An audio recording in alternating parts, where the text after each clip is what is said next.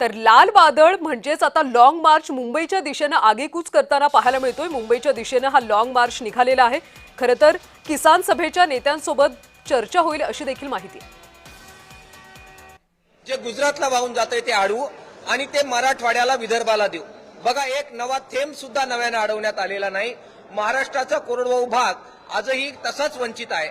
त्याचप्रमाणे आदिवासींच्या जंगलच्या जमिनी नावावर करू म्हटले होते, मात्र त्याच्यात प्रगती झालेली नाहीये। त्यामुळे आंदोलनच झाली की त्यापुरतं गोडगोड बोलायचं, मात्र अंमलबजावणी करायचं नाही। हा कित्ता महाराष्ट्राचं सरकार गिरवत आहे, तो कित्ता त्यांनी गिरवणं थांबवावं हेच निवेदन घेऊन आज आम्ही आलेलो आहे।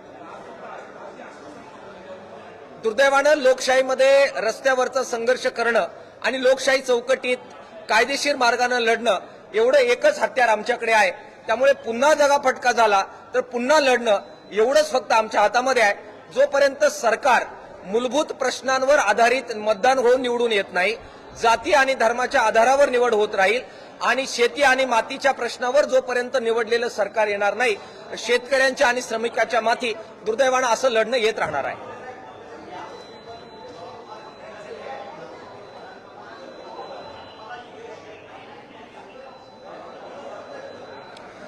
ही सरकार जी निवडून येतात ती शेतकऱ्यांच्या आणि श्रमिकांच्या प्रश्नावर येत नाहीत, ती जाती आणि धर्माच्या आधारावर निवडणुका होतात।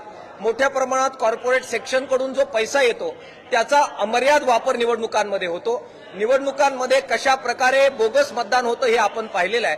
त्यामुळे लोकशाहीमध्ये जोपर्यंत चांगल्या पद्धतीने निवडणुका होत नाही, बाबासाहेब आंबेडकर आणि घटनेला मान्य असणाऱ्या अशा प्रकारच्या निवडणुकीची व्यवस्था होऊन सरकार येत नाहीत, तोपर्यंत आपल्या सगळ्यांच्या भाळी लढणं हेच राहणार आहे आणि ते आपण करत राहू। महाजन साहेबांनी तसा निरोप दिला की आज बैठक होईल, वेगवेगळ्या मंत्र्यांबरोबर अगोदर बैठक होईल आणि त्यात जर एकमत झालं तर मुख्यमंत्री साहेबांबरोबर सुद्धा चर्चा होईल असं त्यांनी आम्हाला सांगितलेलं आहे। तोडगा निघावा अशी आमची अपेक्षा आहे, कारण लोकांना अशा प्रकारे चालवणं आणि ट्रॅफिक जाम करणं हे कोणत्याही चांगल्या नागरिकाला आवडणारं नाहीये। त्यामुळे तो त्यांनी काढावा अशी अपेक्षा आम्हाला आहे, विनंती आम्हाला आहे।